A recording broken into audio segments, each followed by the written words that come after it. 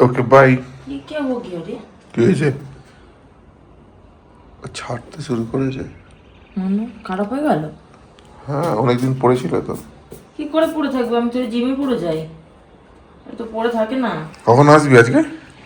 দেরি হবে, 9:30 বেজে যাবে। এখন 9টা বাজে, আমাদের সকাল 8টার সময় হয়ে গেছিল।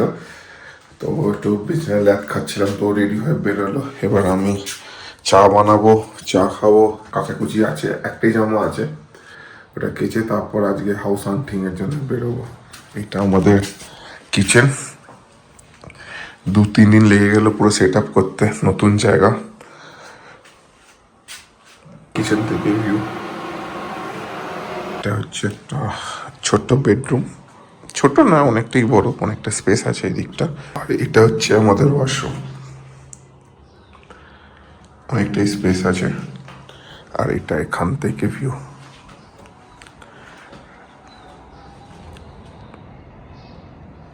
কি করে আজকেও শুকাবে জামা কাপড় জানি না। কালকে সারাদিন বৃষ্টি পড়েছিল, রোদ ওঠেনি, একটু শুকায়নি। তাই আজকেও সকালবেলা একটু রোদ উঠেছিল, এখন তো পুরো মেঘলা। জানি না কিভাবে শুকাবে, বিশেষ করে সাদা জামাটা, কারণ মুখে তো রোজ পরে যেতে হয়, রোজই কাচতে হয়। রোজ কিচেনে যেহেতু কাজ করে, জামা প্যান্ট নোংরা হয়ে যায়। Cheers. মজাই এসে গেছে পাহাড়ের চাকে।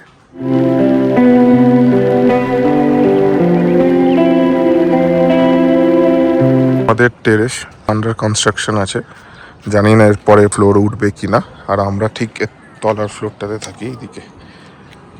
আর এটা হচ্ছে এখানকার ভিউ।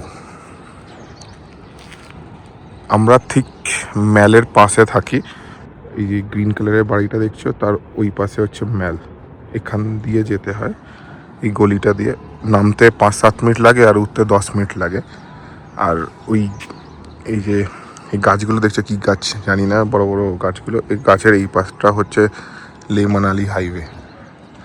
এখনো দেখো গাড়ি যাচ্ছে, দেখতে পাচ্ছ একটা গাড়ি যাচ্ছে, এই দেখো।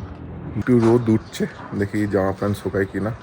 এরপরে ব্রেকফাস্ট বানাবো। আজকে ব্রেকফাস্টে পোহা খাবো, অনেকদিন খাইনি পোহা। সুন্দর ভিউ এখানে। আর এই দিকে হচ্ছে ওল্ড মানালি, হরিম্বা দেবী টেম্পল, ওল্ড মানালি সব এইদিকে। মানালির মতন জায়গায় এরাও এসি লাগে। ম্যাক্সিমাম বাড়িতে 95% বাড়িতে পাখা নেই, কিন্তু এনারা এসি লাগিয়েছে, কী কারণে জানি না, বাট লাগিয়েছে।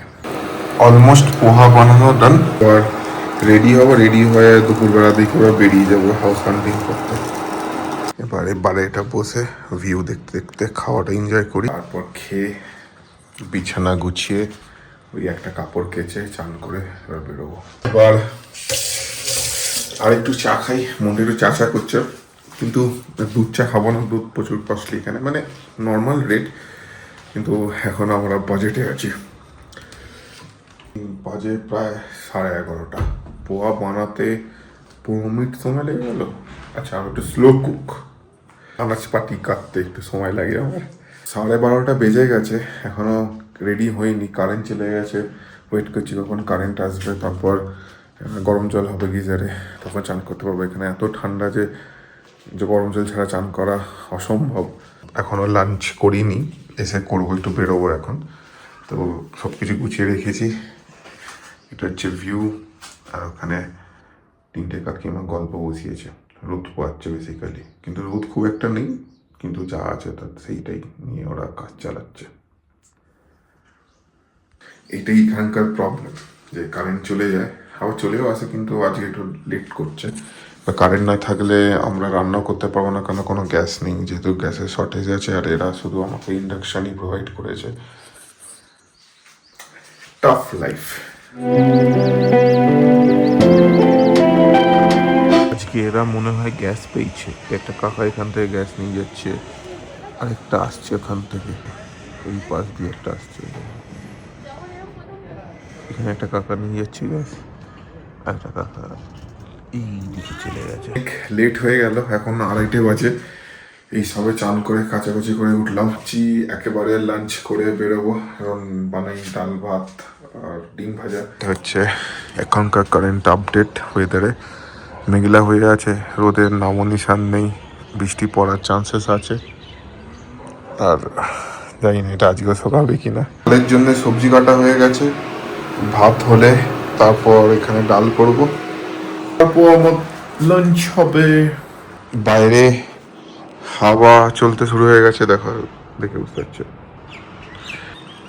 একটু ঠান্ডা ঠান্ডা তো লাগছে, কিন্তু যেহেতু ঘরের ভেতরে আছি এখন আর অতটা ফিল হচ্ছে না। আর বাইরের ওয়েদার মিট ছাড়াছাড়ি খারাপ হচ্ছে। ভাত হয়ে গেছে, ডাল এখানে আছে, প্রেসার রিলিজ করার জন্য অপেক্ষা করছি। হাত দুটো ডিম সেদ্ধ, ভাজা খাওয়ার কথা ছিল কিন্তু আর ভালো লাগছে না ডিম ভাজা করতে, তাই সেদ্ধ বসিয়ে। বাজে 3:30। মাঝখানে একটুখানি ফোন এসেছিলো, একটুখানি ব্যস্ত ছিলাম। আধ ঘন্টা লাগলো এইসব প্রিপারেশন করতে, 1/2 ঘন্টা 40 মিনিট। নট ব্যাড, আগের দিনের থেকে তো বেটার। তখন প্রথম এসেছিলাম আর একটু সময় নিচ্ছিলাম, এখন একটু বেটার হয়েছে। ভাতটা দেখছি ঝোড়ো ঝোড়ো হয়েছে। আমার মনে হয় না যে ডালটা খুব একটা ভালো হয়েছে, যা হয়েছে খেয়ে নেবো। ভাতটা এখনো করে যে জলটা আছে সেটা বের করছি এখনো, আর ডিমটা হয়ে এসছে মোটামুটি। করি লাঞ্চ করার পর বেরোনোর প্ল্যান আছে।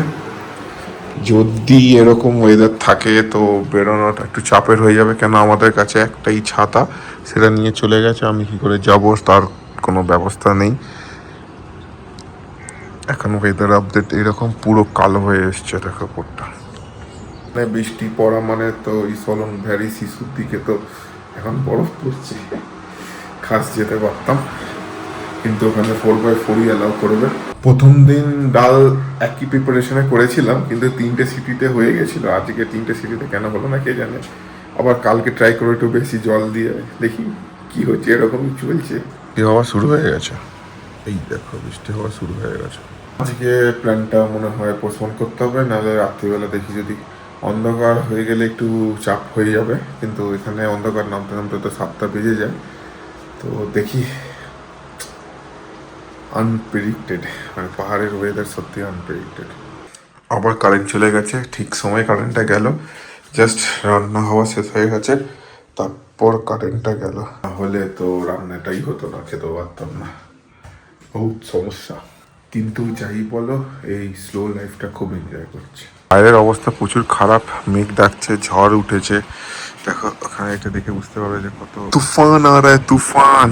ভাই বাইরে কি ঠান্ডা। উপরে যারা আছে, মানে উপরে মানে সোলাংয়ের দিকে, ওরা তো লাইভ স্নোফল দেখতে পাবে। আমরা তো আর পাচ্ছি না, আমরা শুধু এই বৃষ্টিটাতেই হ্যাপি থাকি। কিন্তু যা দেখে মনে হচ্ছে অনেক জোর বৃষ্টি আসতে চলেছে। এই দূরে তো কিছুই দেখা যাচ্ছে না, অসাধারণ লাগছে।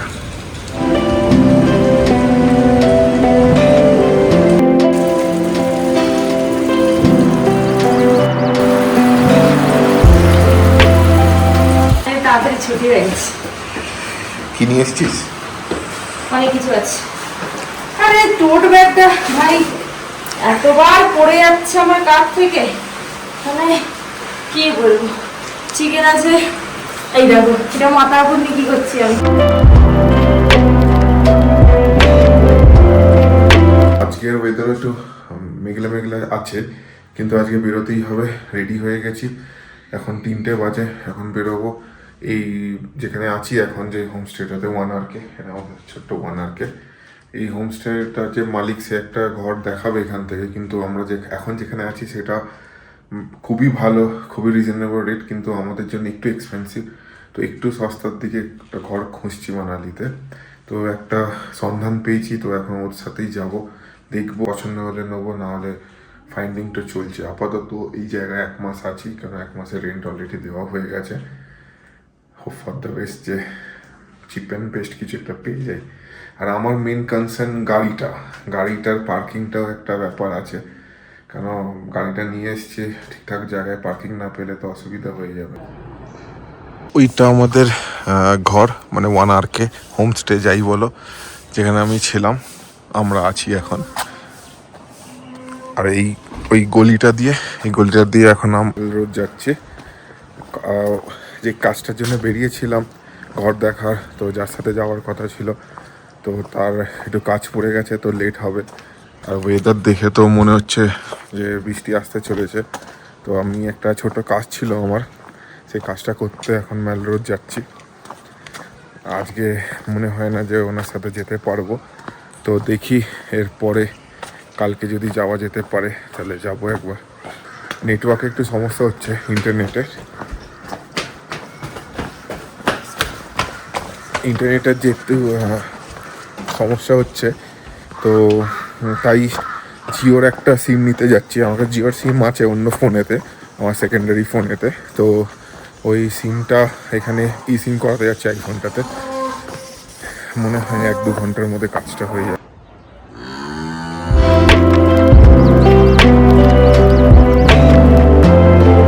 সিঁড়িগুলো নামতে তো হেভি মজা, কিন্তু উঠতে প্রচুর কষ্ট হয়। মানে প্রচুর স্ট্রিট ফুড আছে দেখো, আর রিজনেবল, 60 টাকা 20 টাকা করে পাওয়া যাচ্ছে সব কটা। কিন্তু চিলি চিকেন 250 টাকা করে প্লেট, একটু কষ্ট, হাঁপিয়ে গেছে একটুখানি হেঁটে। মল রোডের এন্ট্রি স্ট্যাচুটা, এই গলিটা দিয়ে এসে এখানটাতে প্রচুর স্ট্রিট ফুড আছে, মানে ওই চাট ফুচকা এসব পাওয়া যায়। আর আমি এখন এখানে যাচ্ছি, তো জিওটা এখান থেকে অনেকটা দূর, এয়ারটেলটা পাশে পেলাম, তো একই ব্যাপার, এয়ারটেলটা সিম করে নিয়ে আসি, জিওটা ফিজিক্যাল সিমে রেখে দেবো।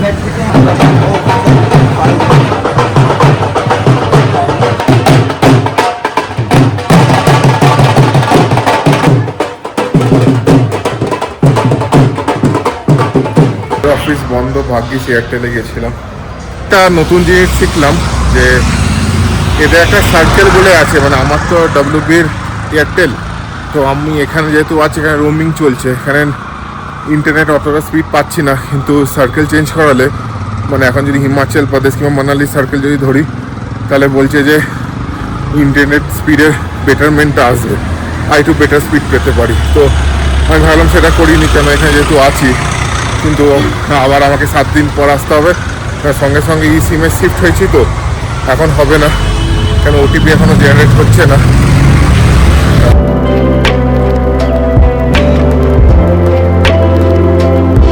এইটা পুরনো ব্রিজটা ছিল যেটা বন্যাতে ভেঙে গেছে, যে 2024-এ যেটা এসেছিল, এইটা নতুন করেছে, এখন এটা পুরো আন্ডার কনস্ট্রাকশন। অনেক এখানে ক্যাফে ছিল সব ভেঙে গেছে, কি অবস্থা হয়েছে। নতুন ব্রিজটা একটা ছোট করেছে কেন কে জানে, কারণ এই দিকটা একটা গাড়ি এলে এদিকে গাড়িগুলো আটকে যায়, তখন নতুন করছে, তখন একটু চওড়া করতে পারতো। এগুলো পুরো ভেঙে গেছিল, আগে এখানে প্রচুর ক্যাফে ছিল। এটা এখন ওল্ড মানালির পেট পার্কিং।